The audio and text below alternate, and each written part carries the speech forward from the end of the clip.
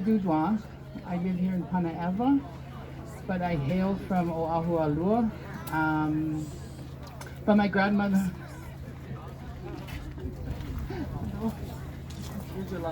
Here's my so I work for Awaiaulu, which is an organization, it's a nonprofit organization that trains Hawaiian language fluent speakers to be able to translate the Mo'olelo from Kapo'e Kahiko, from the newspaper. For many years, I ran the Hawaiian Language Newspaper Project, digitized all of them with a big crew, got them up online so that our the repository of our knowledge is available to us today like it wasn't when you were growing up. I also am a Sai. Keanu Sai is my first cousin, and he and I have worked with a couple of others for the last 25 years, doing what we do. I'll leave it at that. So I was asked, voluntold, required to come and share about Kahai Hawaii. I am by far not an expert, and I don't claim to be an expert on Kahai Hawaii. I do, however, dabble in things. So I'm going to walk you through the history of the Hawaiian flag. But obviously, before we can address this, we're going to talk about, it's kind of the elephant in the room when it comes to Kahai Hawaii. And that's the Kanaka Maoli flag. We see it. It's everywhere. And a lot of kupuna have asked me and have asked others, what is this flag? So I'm going to touch on it a little bit and then go into the history of our flag. You know?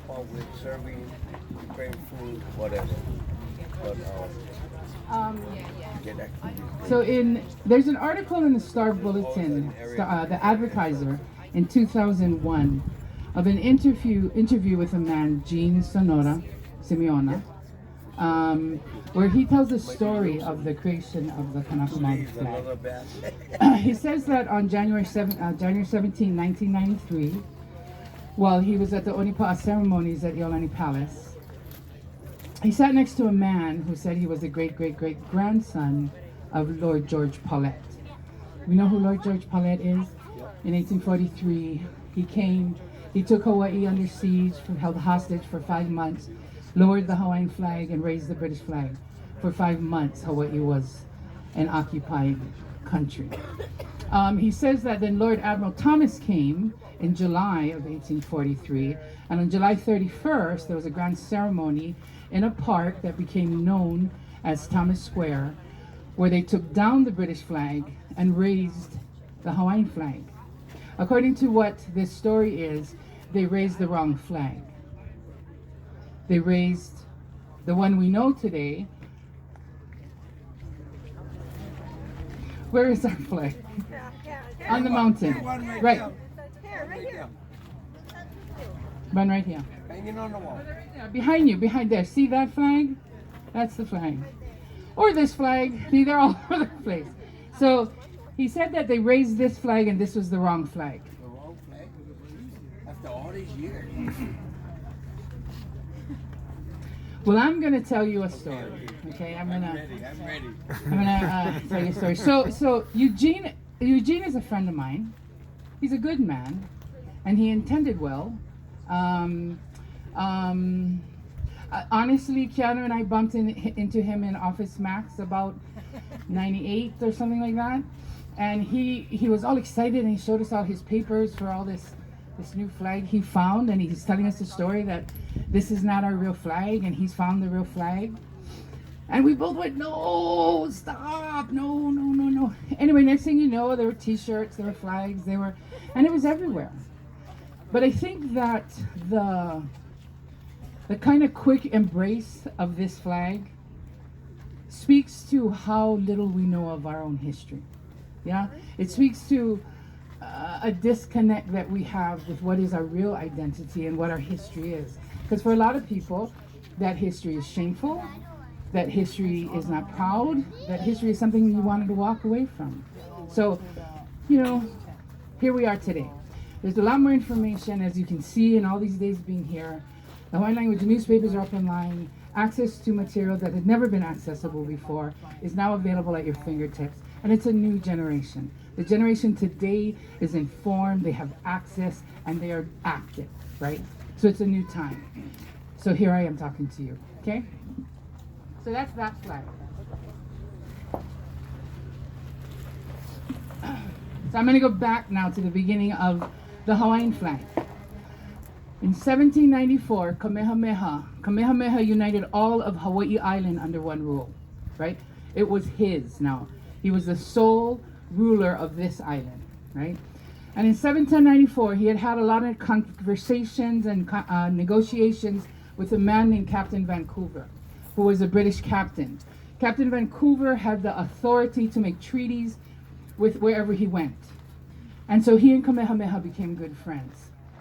They came up with this plan, which, by the way, I think was a brilliant plan, to put Hawaii, take Hawaii Island. Now, he wasn't talking about all of Hawaii. He was just talking about Hawaii Island. He put Hawaii Island under the protectorate of Great Britain, right? Because a lot of ship captains would land here and make their demands on people and try to push their will here. And Kamehameha saw that. So how you do that is he made a real strong pilina, a relationship with Great Britain. And he placed his lands and his people under the protection of Great Britain. What he also did is created a flag, because he saw that they had a flag. At that time, Captain Vancouver gave to Kamehameha a flag, a British flag. And he used to fly this flag at Kamakahonu, because he was under them, so he was real proud of it. At some point, he decided he needed his own flag. So there was a company called the East India Company who did a lot of trade and used to come in a lot. This was their flag. This was what the East India Company's flag looked like. It's red and white. The stripes are red and white, but with a Union Jack in the corner, right? So he got the idea from this flag and then created our flag. You guys want to see? Sorry. This is the East India flag. So our flag is fashioned after this flag.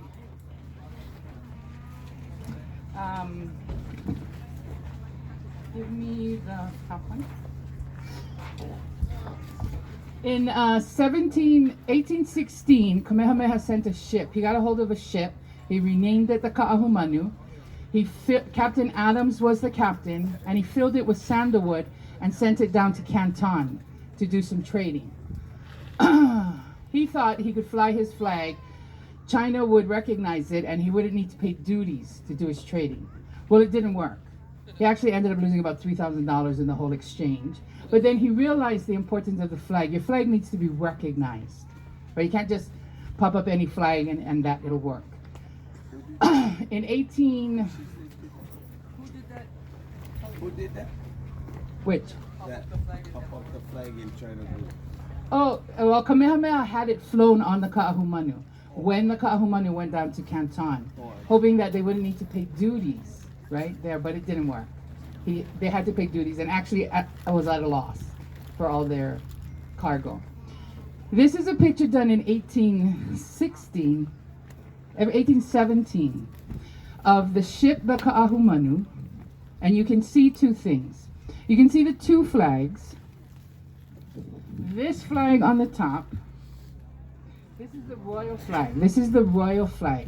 This flag only flies when the Ali'i Nui's presence is there. So in this picture, we know that Kamehameha Ikahi was on board this ship when it was drawn, when this image was captured. The other flag down here is our flag, with the Union Jack, the stripes that we know today. This is drawn in 1817. So you can see how this flag existed before 1843. Okay. I will pass this around in case you want to take a look. This flag, this is the royal insignia. So this flag only flies when the Ali'inui is in the house. But we see this flag here. We see people wearing it. Mostly, I think, because we don't know. We don't understand. We don't understand our own protocols and our own insignia. Yeah, so we just do it out of pride. But the more people that understand, the better. Yeah. Right? So I'll pass this one around. Yeah, just waiting for a vehicle who's going to pick us up. Another picture. In 1819, when Kamehameha dies, a ship Freycinet comes into the harbor. It's a French ship, and on board is a Catholic priest. There's a man named Kalanimoku. Are we familiar with Kalanimoku? He was Kamehameha's second in command. Sometimes he was more powerful than Kamehameha, because Kamehameha, yes, the crown. Under it is the red bunting like under. Oh, the collar. These are collar. They're shaped in collar when it's carved out. When you see it up close, these are shaped in collars. When you see the actual crown. This is the royal flag. Okay. Yeah. So Kalanimoku, his mom had been baptized by a Catholic priest a couple years before, and he wanted to be baptized. So in 1819, they had this whole ceremony, and a man, an artist named Jacques Arago, was on board the ship, and he captured the image of this baptism of Kalanimoku. This is a picture that Jacques Arago did in 1819. Can you see the flag? That's our flag. Can you see the flag on the ground that they're standing on? What flag is it? It's the American flag. I don't know. I don't get it. I didn't do the picture, but they're standing on the American flag. And aboard this was Liho Liho, his queens, and Kalanimoku then. So these are Li'i on this side. They're men. But I'll pass that around. Come around to you. So I'm just trying to show you the history of our flag. Yeah? Where it is in history. And it's kind of early on from our history.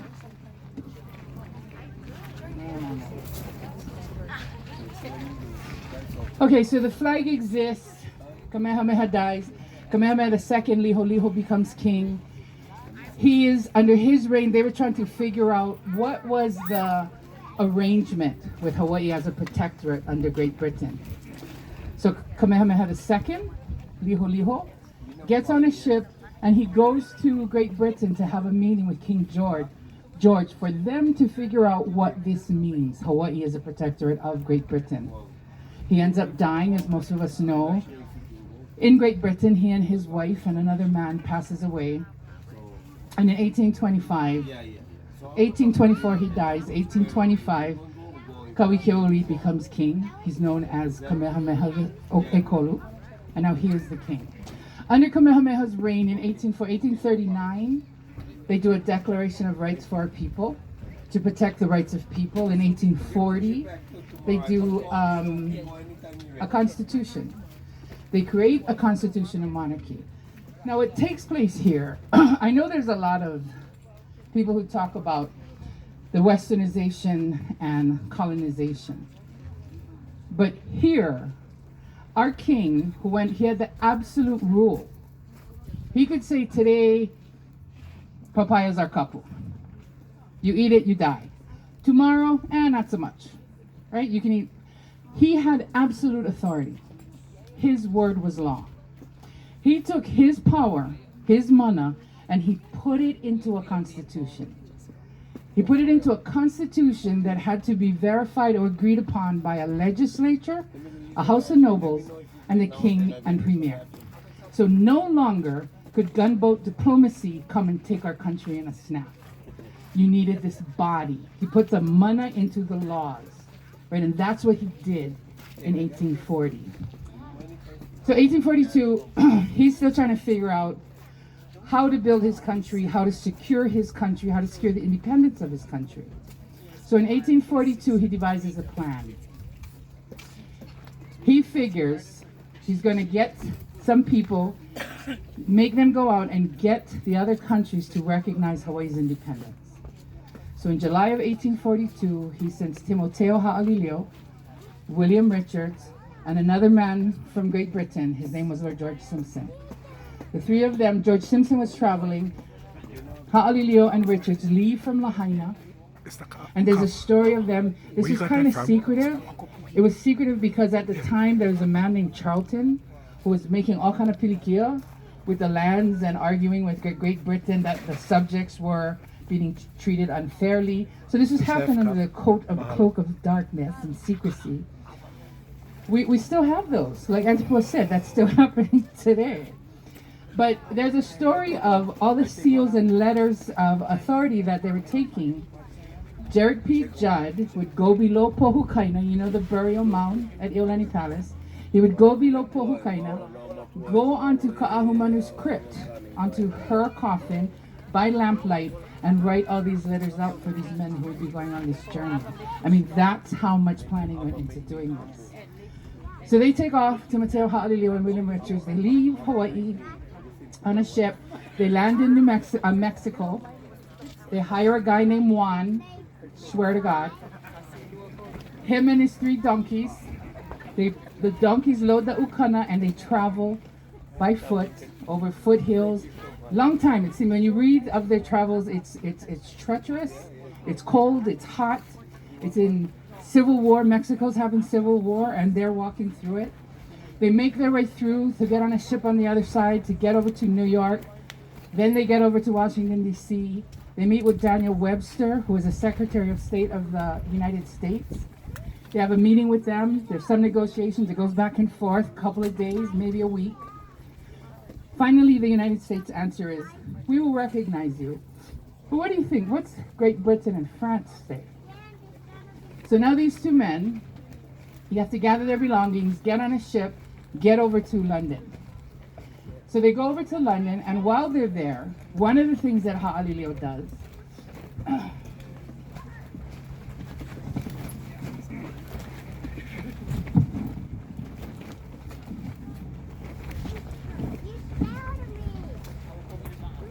he goes to a place called the College of Heraldry in London, and there he commissions the seal of the Hawaiian Kingdom to be made.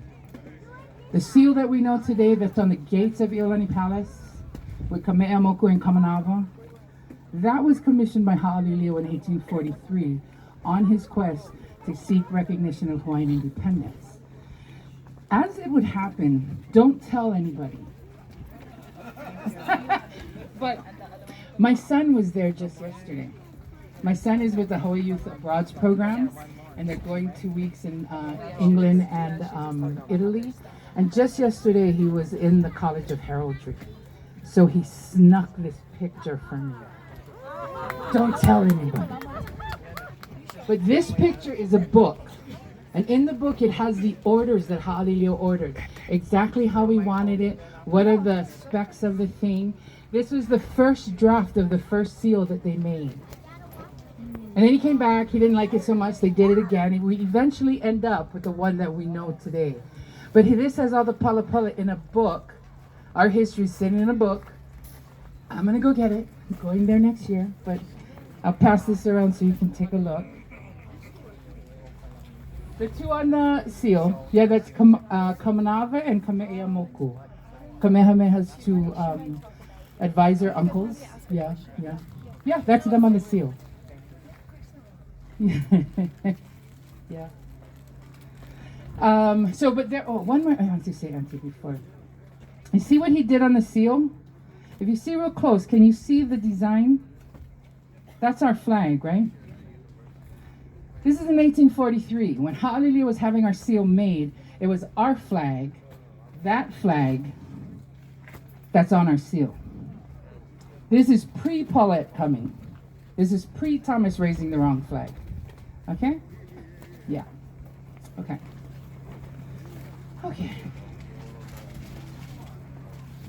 Does anybody have questions as we move along? Just yes.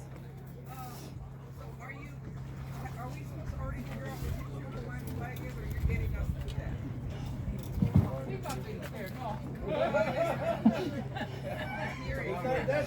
that? And yeah.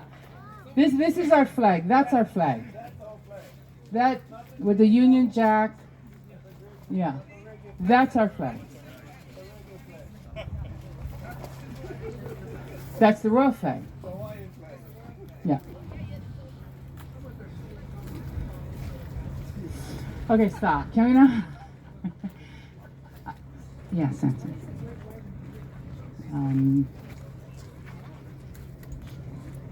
I don't know. They never wrote down why.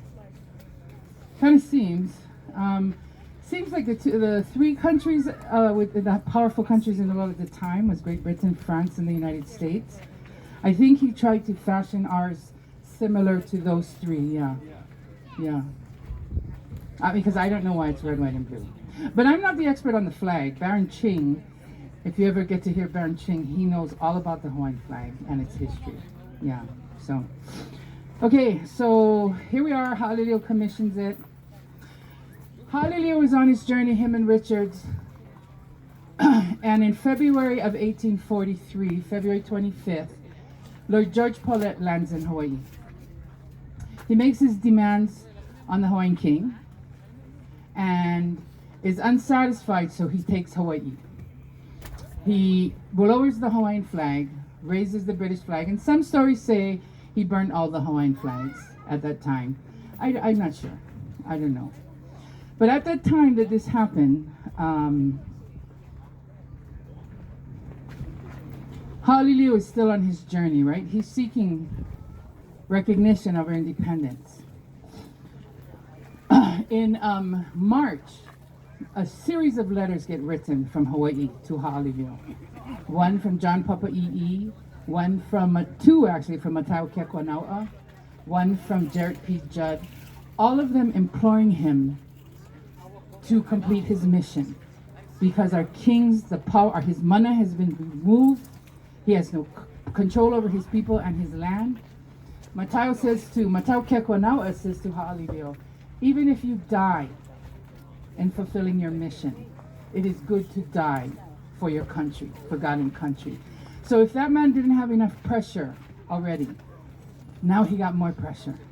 Because king, country, the whole existence of his nation is dependent now on his actions, right?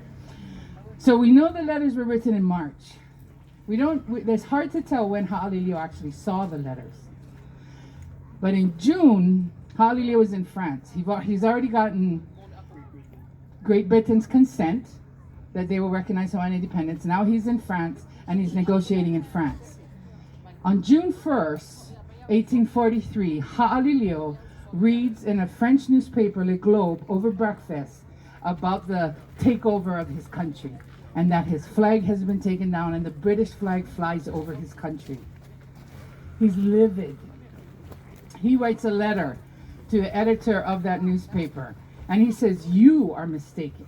How can it be that 3 days after your country agrees to recognize my country's independence, does a ship captain go and take my country? So you are wrong, you are mistaken."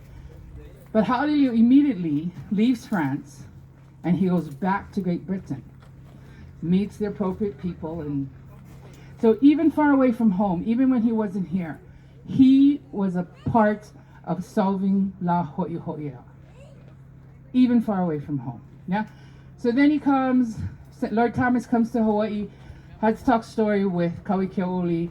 They figured it all out. They send Paulet away and they have a grand ceremony in Iolani, at Thomas Square. But on February 25th, when Hawaii was taken by Lord Paulet, the king, Kauike'oli, and Kekauluohi, who was the prime minister, they went to the fort of Honolulu and they went out on the balcony and they addressed their people.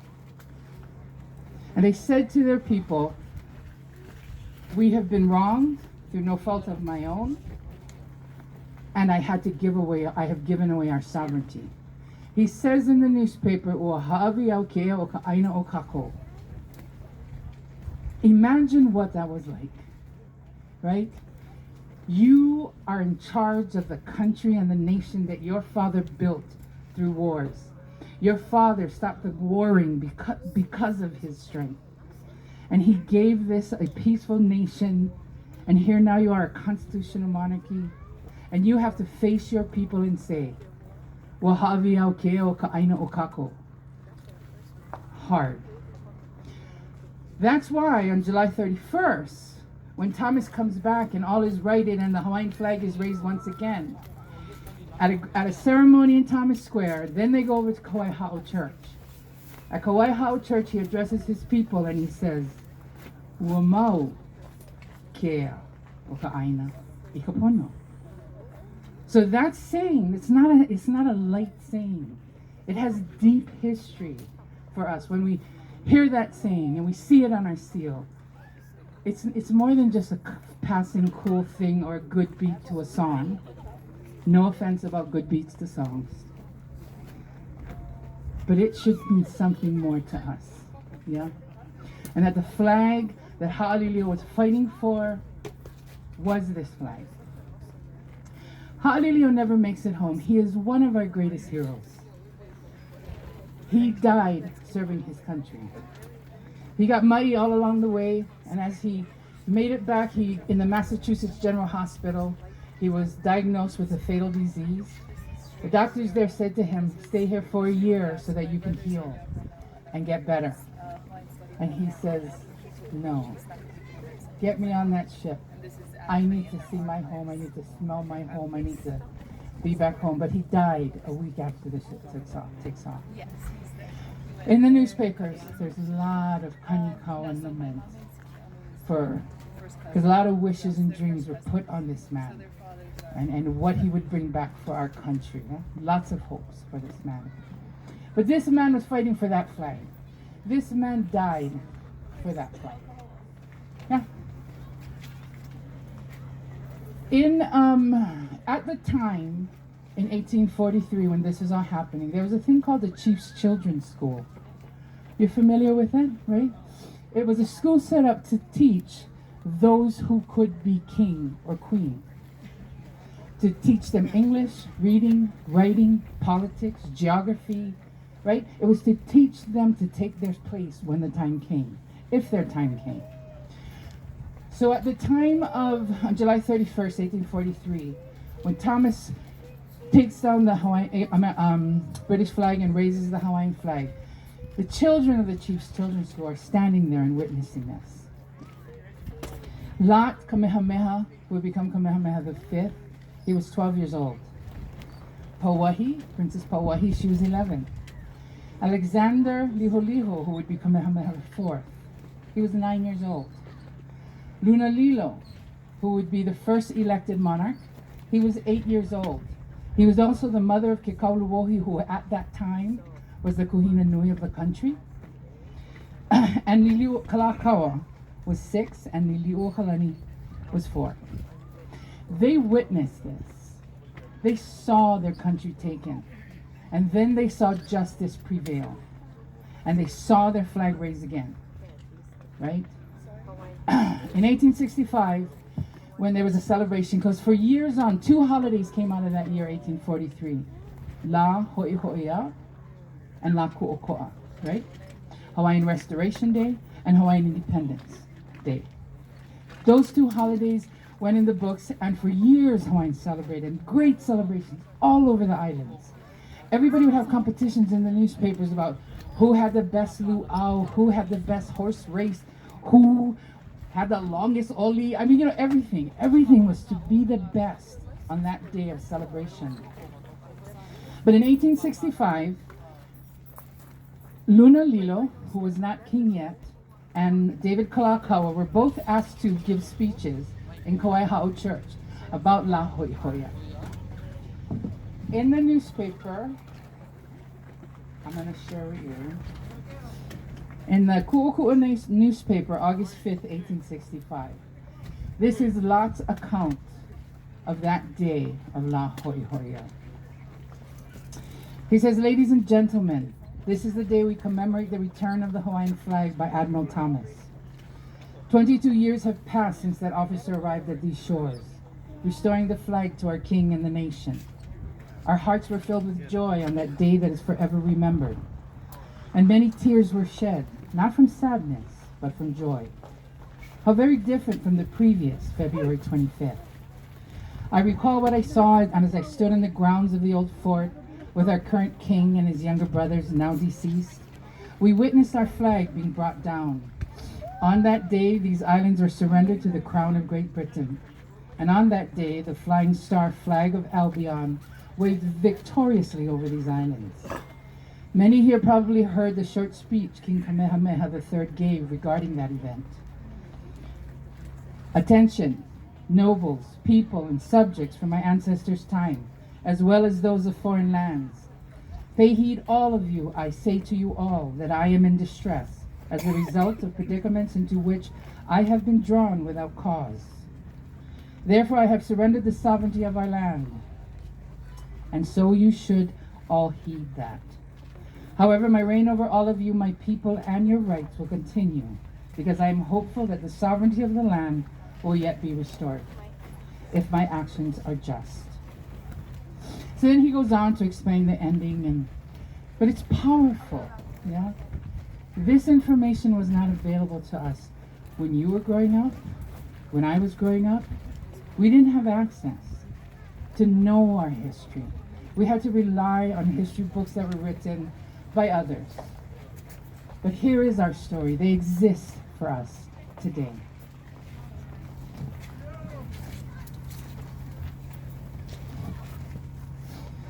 After that, in 1845, the legislature and the King and Privy Council made an official law of the Hawaiian flag. They explained in detail the dimensions of the flag, the colors, and at that time, the flag used to have only 7 stripes. Because when Kamehameha made the flag, Kauai wasn't anywhere near his sway. So it only had 7 stripes. When they redid the flag in 1845, it had 8 stripes, one to represent all the main islands, and it's by law. I will pass this around in case anybody wants to see. It's the actual official law of the official flag of the Hawaiian Kingdom, of our people.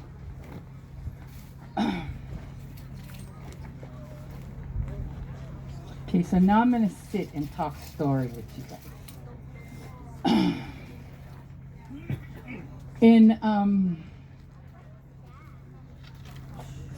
In 2000, I was a part of a team that took a case to the World Court and the Permanent Court of Arbitration in The Hague in the Netherlands. Yeah. Couple of things happened that were really awesome. When we were making all the arrangements to take off and go to the Netherlands, there was so much to do. The briefs that we did were this big. It was just a ridiculous time. But we hired a travel agent to make all the arrangements, told them when we needed to be in court, when we needed to appear. And she took care of that and then called me back with the best that she could make, right? So she calls me and tells me, okay, I made all your arrangements. You leave Hawaii at 10 o'clock on November 28th, 2000. And I was like, what? You know what November 28th is? It's Hawaiian Independence. It's La Ku'oko'a. That's our national holiday. And we were going to go fight for our nation. And we left on, these amazing things happen. And I know everybody has amazing things that happen, yeah? But so here we took off and we went to the World Court. When we arrived at the World Court, we were met by Phyllis Hamilton, who was the deputy director of the Peace Palace. So she comes to the door and she gathers her whole staff around her. And so me, Keanu, my brother Umi, and our team, we're standing there. And she goes to the whole staff. She says, it is my honor to introduce you to the Hawaiian Kingdom. The Hawaiian Kingdom is here. And this is not about me. This has nothing to do with me.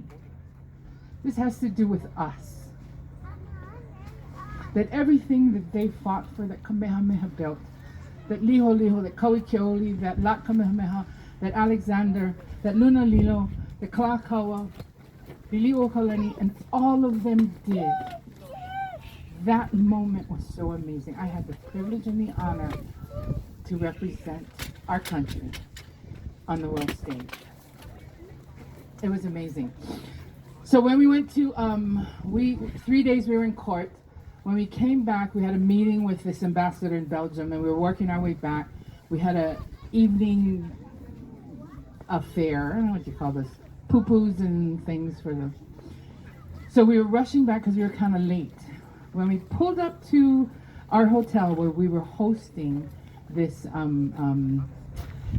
affair, outside of this hotel, in The Hague, Den Haag, is this little city in Holland. But this little city is a city of international business and governance. Countries from all over the world, there's all these different international organizations are there in this little city. And in the hotel that we stayed at, there are 5 flagpoles that fly outside. And the country of the people that are staying there, when we were there, there was a Russian diplomat who had died and his big funeral was being held. So Russia's flag was there, Great Britain was there, their flag, France was there. And every day that we went in and out to go to court, we kept looking at that. You wish, right? You wish, you hope, you wonder, yeah?